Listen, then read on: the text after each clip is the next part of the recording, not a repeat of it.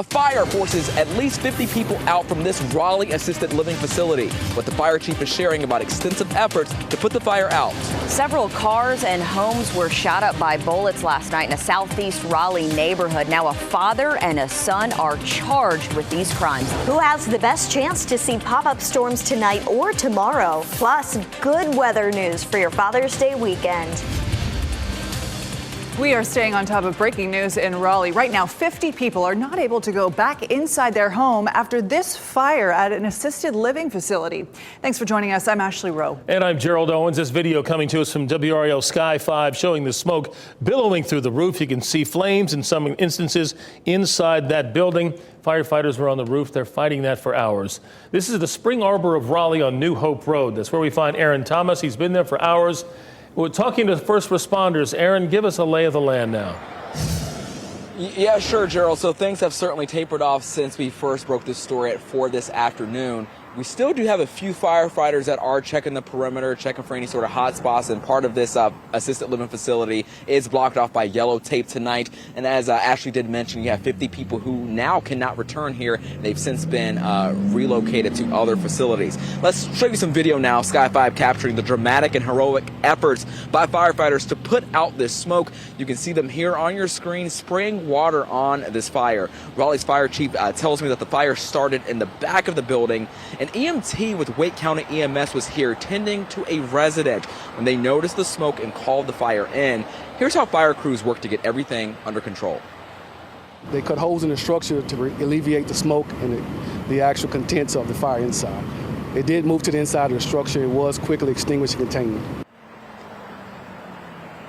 So in all, 50 residents living here, as well as 16 staff members, had to be evacuated. We've learned that those residents were relocated to other assisted living facilities in Apex and Cary. The cause of the fire is still under investigation, but Gerald, we did learn that no injuries have been reported at this time. Back to you. That is very fortunate. Aaron Thomas live in Raleigh. Thank you. A chase that started on the Beltline ended with a crash, shutting down a part of Capitol Boulevard for more than an hour. Sky 5 was over the scene on Capitol Boulevard and Brentwood Street as police responded. This is the view of that scene on the ground from the WRAL breaking news tracker. Authorities confirmed police were pursuing a stolen vehicle out of Johnston County. The driver of the stolen vehicle was recorded going more than 100 miles an hour on I-440. Police say they caught that driver after they tried to run. The crash caused traffic backups on Capitol Boulevard, but the road is now back open. This is a live look at the dual Doppler 5000. You can see some storms popping up in the area, not many. Meteorologist Kat Campbell in the WRAL Severe Weather Center. Kat, how long will we see these storms in our area? We should gradually see the thunderstorms die down after sunset, Gerald. These are pretty typical summertime storms, not widespread, but they are producing some lightning and heavy rain at times. Already, the thunderstorms really starting to die down compared to what we were seeing about an hour ago.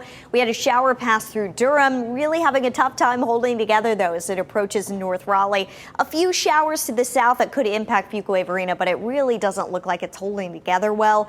And in Newton Grove, they've seen some rain. That thunderstorm in Dunn starting to die down. It's about a 30% chance of a thunderstorm, and we'll see these storms die down before midnight tonight.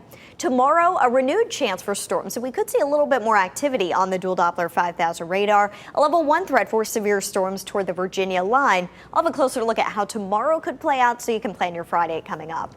All right, Kat, thank you. I'm Brett Neeson in the WRAL Live Center, where new images are coming in from Oklahoma, where strong storms also swept through the south today. This is one of their storm chasers that is going through one of these strong storms, and there's hail just pounding this roadway that they're on there and the windshield there. Plenty of windshield wipers going there. We're going to actually look at a live picture coming out of Oklahoma as their storm chasers are still out there. You can see these dark clouds that are in that area because of these supercells that are moving through that area. Some strong storms, new images coming out of the south here this evening in the WRAL Live Center. We'll stay on top of this. A big storm there. Okay, Brett, thank you. A father and son charged in connection to a shooting will both remain in jail. Ricardo Johnson and Ricardo Johnson Sr. are charged in connection to this scene last night. One person was shot on Orchard Trace Way. WRAL's Chelsea Donovan was in court for their first appearance this afternoon. We learned today it was an ongoing dispute between two neighbors in a southeast Raleigh neighborhood. One man was hospitalized and a father and a son were arrested for trying to kill their neighbor, shoot up homes with people inside, as well as damage several cars. On a quiet Orchard Traceway in Raleigh, bullets can be seen plunge through siding in several homes and blasting through car windows.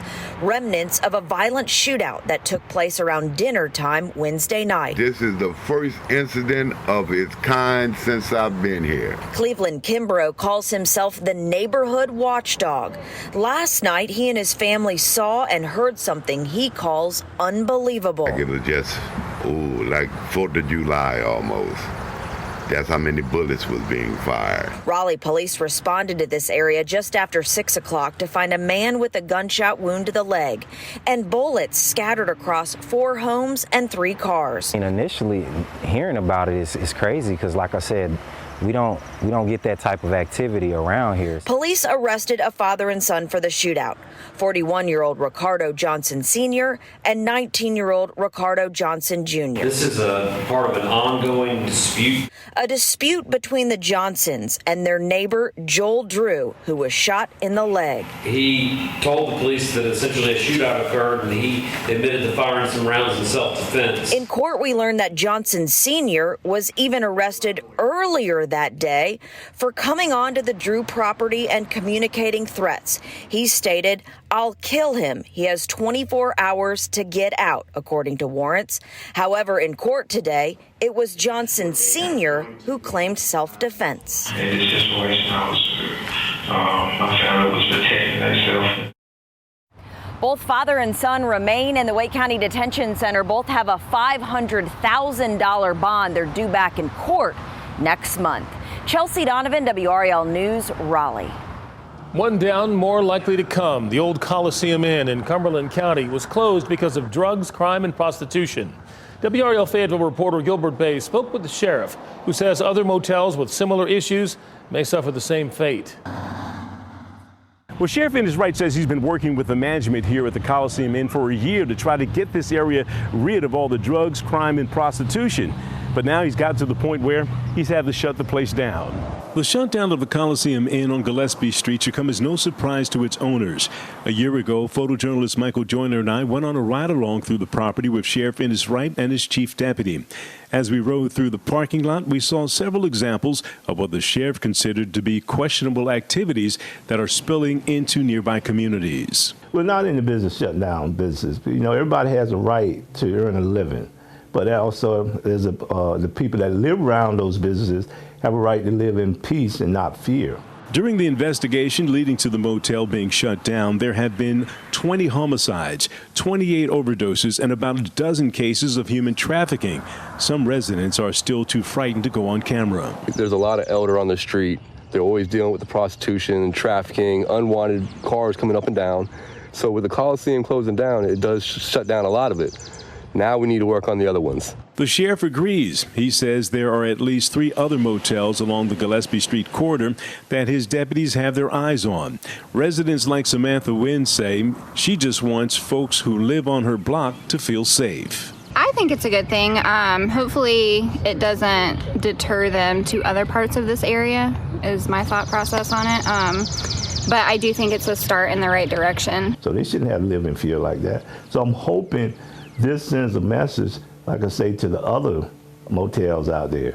So hopefully, you know, they will get the message, say, okay, we need to straighten ourselves up. But if they don't, like I say, we're going to come in. It's going to take some time, but we're going to come at you. So this sign has been up here since Friday, and the sheriff says since then they've had to arrest about 4 people who have been trespassing. Once again, the sheriff trying to work with the other motel owners in this area so this doesn't happen to them. In Cumberland County, Gilbert Bays, WRAL News. Raleigh is increasing pay for the people who help children cross the street to get to school. Right now, they're some of the lowest paid part-time city workers, making $11 an hour. The city's new budget will bring that to $15.66 an hour. WRAL's Matt Telhelm spoke with a parent who's been pushing for this to happen for years. Right now, there are only 23 part-time school crossing guards to fill 96 time slots to help kids get across the street to school in the morning and the afternoon. The city says about a third of those time slots go unfilled because of a staffing shortage. Come on. The gold whistle and neon yellow vest All right. Come on across the street, darlings. came with Angela Dunn's retirement job as a crossing guard at her grandson's school in Raleigh. You too. She picked up the part-time gig, And I mean, it's an hour in the morning and an hour in the afternoon. not for the pay, You don't want them to get hurt. You want to make sure that they know that people care about them. but a bump in her hourly rate is a reason to celebrate. We just got a raise. We just got a raise. $15.66. Woo! Yes.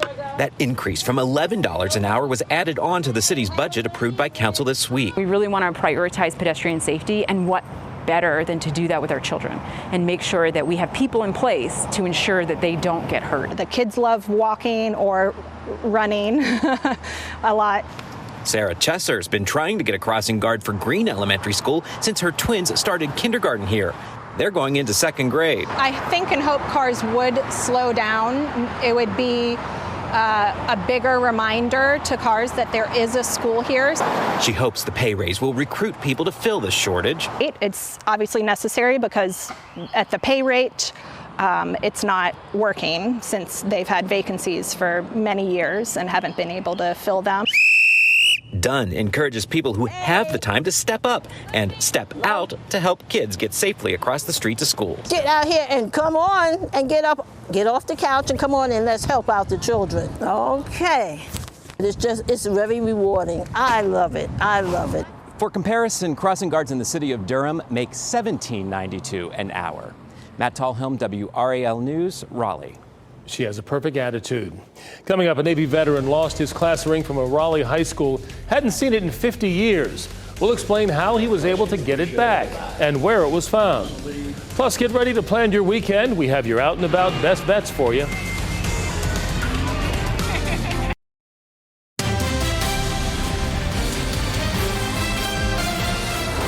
Well, it seems Generation X may be in for a stressful retirement. WRAL TechWire reports more than 60% of Gen Xers have stopped saving for retirement. Clever Real Estate polled more than 1,000 people born between 1965 and 1980 about their road to retirement. 56% of them say they have less than $100,000 saved. 22% say they haven't saved a single cent. A stunning 64% said they stopped saving for retirement because they simply cannot afford to. Imagine losing something very valuable to you. You expect to never see it again. Then you get a phone call more than 50 years later saying someone found it 2 states away. That's what happened to a Raleigh man. WR's Destiny Patterson sat down with him to hear how after all these years, he is reunited with his high school class ring. Michael Pedno graduated from Needham Broughton High School 58 years ago. But looking at this ring brings back memories. I remember the blue stone. And I remember that I wore it on the right hand of my pinky finger on my right hand. Having the gold ring snuggled around his finger is a feeling he's missed for quite some time. It probably was stolen in 1966 or 67. It wasn't until just this week that he got it back. The ring was found over in West Virginia by Detective Jonathan Coleman. We were doing a search warrant on a vehicle, and I found a jewelry box in the center console, and I opened it up and I seen this Needham Broughton class of 65 class ring in gold. He says the intricacies on the ring piqued his interest. I had my initials MP engraved on the inside of the band. After looking up the class roster from 1965, Detective Coleman says he found Pedno and called him right away. Seems like a needle in a haystack type thing. I was gobsmacked. I was just absolutely dumbfounded. But also excited to the point that he went to personally pick up his long-lost ring. It is rewarding when we can give stuff back to people, especially when it's sentimental to them. I'm going to have it cleaned up, and then I'm going to probably give it to my wife of 55 years, and she can take care of it for me. Destiny Patterson, WRAL News, Raleigh. That is fascinating. The ring still looks very good. At this point, it's not clear how the ring wound up in West Virginia. Detective Coleman says the suspects involved in the initial search were not cited for the rings because they can't prove whether they knew that the ring was stolen. However, they were charged with different crimes. What a story. The Museum of Durham History is asking the city and county for funding to design a new facility. The nonprofit has operated out of its current 1,100 square foot building for 10 years. Executive Director Patrick Mucklow says they want both a new building and upgrades to their current exhibits in the near future. As Durham's skyline has changed, their materials have become outdated.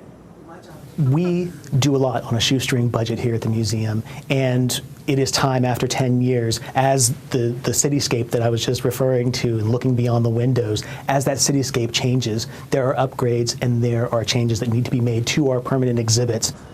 The total budget ask is about $676,000. The museum, city, and county will establish a working group to look at the plans. No changes needed in your weekend plans. If they're outside, it's going to be warm and sunny. A perfect weekend for Father's Day. Kat? Yes, it will be, Gerald. If you want to do something outside this weekend, it should be nice to do so. Maybe let Dad go out for a round of golf. Maybe do some grilling outside. It's just going to be hot, so spend a little time in the shade. Make sure you've got lots of water. The best part, it's not going to be too humid this weekend. 88 Saturday, 92 on Sunday. Both days look mostly sunny and dry. And to plan ahead for Father's Day, if we break down the temperatures, 8 a.m. near 70 degrees already. By lunchtime, we're already up to 87 degrees. Afternoon temperatures in the 90s. And then even around dinner time, temperatures should remain in the upper 80s. It's warm all around for the weekend, but definitely starting to look and feel more like June. Taking a look at the WRAL live camera network, 83 degrees in Apex and at the WRAL Durham newsroom. A pretty cool shot in Fayetteville with the sun in the distance here at the baseball stadium. 84 degrees in Fayetteville at this hour. It's pretty warm out there. Temperatures did reach the 90s for the third time this year in the Triangle today. The Visual Doppler 5000 radar really has quieted down in the past hour. We have one shower left in northern Sampson County, and that's pretty much it. Still some activity off to our west, so we'll leave in a small chance of a summertime storm popping up, but those chances should continue to die down later tonight. But tomorrow we have a little bit better chance of some storms that will move in from the north and west. To our south, it's been another active day severe weather-wise, and certainly an active day in Texas and Oklahoma where there's been large hail reported, and they are under a threat for tornadoes as well. That's where the severe weather threat is a level 4 out of 5 today. 2 days in a row with a level 4 threat for severe weather in June is pretty unusual for this time of year. Luckily today we were not under the severe threat here. Tomorrow, a little bit greater threat of some severe storms up in southern Virginia. We start out pretty quiet in the morning. It's once we get past lunchtime that we could see some of these scattered storms moving in, likely from northwest to southeast. 4 o'clock, you can see they're scattered. It's not going to be a big area of rain covering the radar. They're going to be scattered, but a little bit more widespread than what we saw out there today. After sunset, we should see the activity dying down. A 40% chance of storms tomorrow, dry Saturday and Sunday, and early next week, we do have a chance for some scattered showers and storms. That chance going down a little bit, but it should be a good weekend to get outside, maybe get some yard work done. You can see Gerald Owens hard at work doing some yard work there in the background of our graphic here. Our 7-day forecast looking like June for the next few days. High temperatures near 90, low temperatures in the lower 60s. And a little trick on the 7-day forecast as we get into the summer months is the lower the low temperature is, the lower the humidity is. And that's why this weekend, starting out in the low 60s Saturday and Sunday mornings, that's a sign that it's going to be less humid. But once we get into next week, you can see our low temperatures going up again. That's a sign that humidity is going to be on the rise and the moisture is going to be on the rise. That's why rain chances are going up and temperatures are likely to go down a little bit next week. Ashley and Gerald. And Kat, the cutting grass is a relaxing way to spend the weekend if you have to do it. You can feel free to come on over and you know, take care of my lawn. That would be great. Yeah. All right. Hey, it's going to be a busy weekend as summer gets into full swing. Ahead, you're out and about. Best bets, including Juneteenth and Pride events.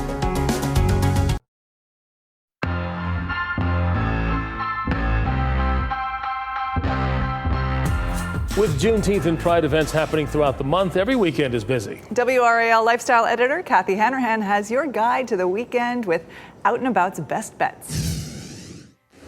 Kick off the weekend with a free screening of The Princess Bride and a fairy tale costume showdown. It's all happening in Moore Square Friday night from 5 to 9 p.m. The event will include a fairy tale costume contest, food trucks, a local market, games for families, and a free screening of The Princess Bride starting at 7:30 p.m. Juneteenth events are happening all weekend in the Triangle. On Saturday, Dix Park will host the Capital City Juneteenth celebration. From 1 to 6 p.m., there will be live music, food trucks, inflatable games, a balloon artist, and more activities. WRAL is a proud community partner of this event, and anchors Ken Smith and Lena Tillett will be hosting. Admission is free. And wrap up the weekend at the Museum of Life and Sciences Community Day. On Sunday, Durham County residents get in free with proof of residence, and each adult can bring up to 5 children. These are just a few ways to get out and about this weekend. Kathy Hanrahan, WRAL News.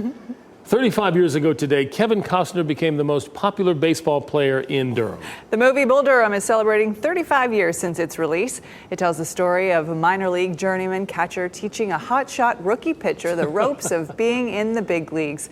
Durham was featured prominently throughout the entire movie, including the "Hit the Bull, Win a Steak" sign at the ballpark. The film ended up grossing more than $50 million. Definitely a cult classic. I said earlier, I haven't seen the whole movie from start to finish consecutively, but I have seen the whole movie. You have seen it. If you it. add up what I've seen the whole movie. I need to watch it. Okay. Plenty of time for that. Today is the final day of high school graduations in Wake County. In Southern Garner, Cary, and Green Level High Schools all held their ceremonies earlier today. The final one will be Sanderson High School. That's tonight in about 30 minutes. I want to say congratulations to all the local class of 2023 graduates. Oh, such an exciting time for them. Yep. And thank you for making WRAL your choice for local news. Our next newscast is 10 o'clock on Fox 50 and 11 o'clock here on WRAL. Have a great night. Keep watching WRAL News over the air Channel 34 and Spectrum Channel 1257.